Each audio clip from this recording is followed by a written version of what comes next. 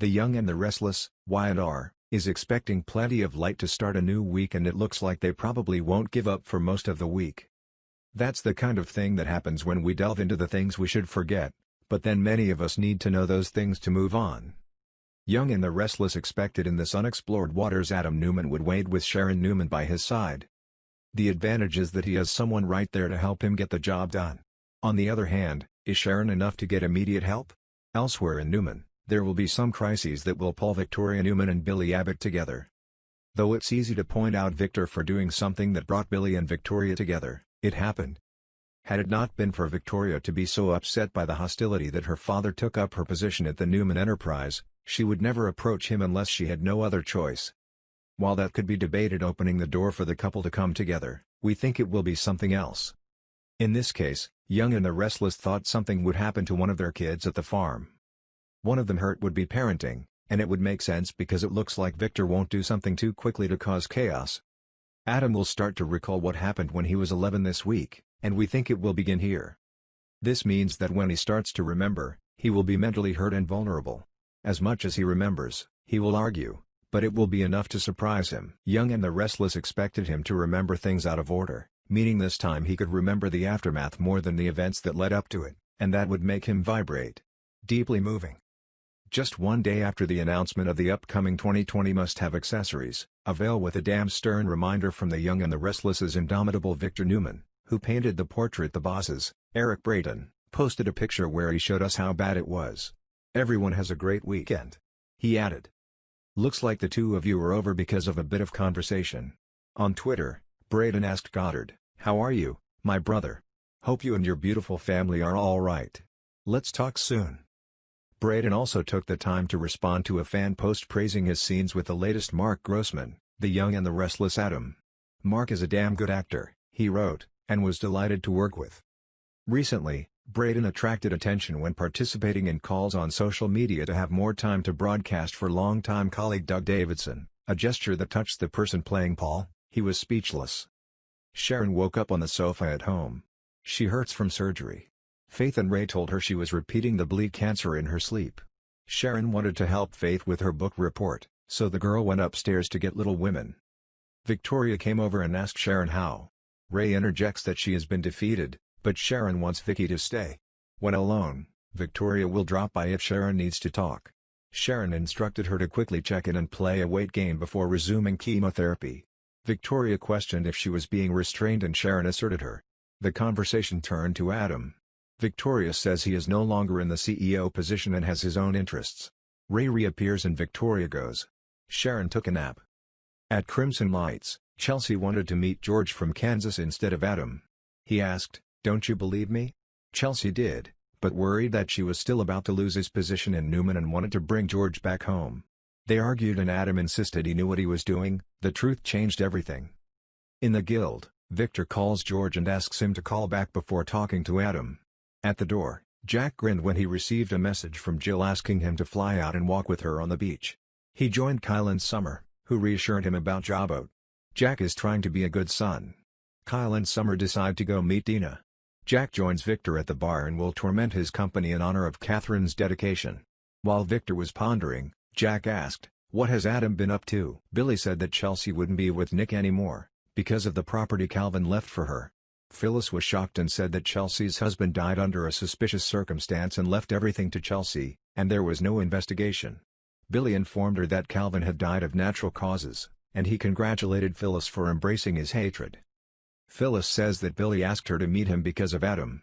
Billy says that Adam killed Delia, and that he continues to wreak havoc on everyone he comes in contact with. He was never responsible for his actions, and that was long overdue. Phyllis asked if it was a threat. Billy says it's a warning, and she needs to go in the right direction, otherwise she becomes collateral damage. Billy got up and left. At the rooftop dive bar, Jack leaves Billy a voicemail message saying he is offline, bringing their private conversation in front of Ashley. He asked Billy to call him back. Celeste comes over and says she was happy that Jack invited her to join him. She was so glad she didn't miss Lola's wedding. Jack and Celeste are both very happy that Adrian waited until the end of the ceremony before showing up. She says Adrian wants them back together, but Celeste wants a man as nice to her as Kyle treats Lola. Jack tells Celeste that he has been pulled back into a relationship with Phyllis more than once. He said it all ended when she slept with Billy. Celeste is used to the situation, and she hopes that Arturo and Ray will solve their problem. Celeste says she's going back to Miami because of a new baby and Mia will need her help. Jack is sorry to hear that. Elsewhere at the dive bar, Theo found Mariah and informed her that he might have helped Mariah keep clients for Power Communications. Mariah says they are not suitable. According to Mariah, he did a great job and he said that he loves working with her. He wanted them to open a row and see what happened. Mariah agrees and says that she can use some backup. Her only experience is as a TV host, she said.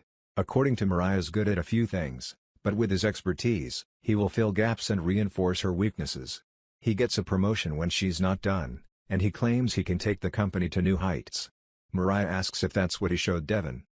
Mariah says Theo should focus on her small company. She said she would regret it if she decided to start a company, stealing Theo's customers, and fulfill all their needs under one roof. That would make Theo obsolete. Mariah thanks him for the idea, and as she walks away, she tells Summer that Theo is everything to her.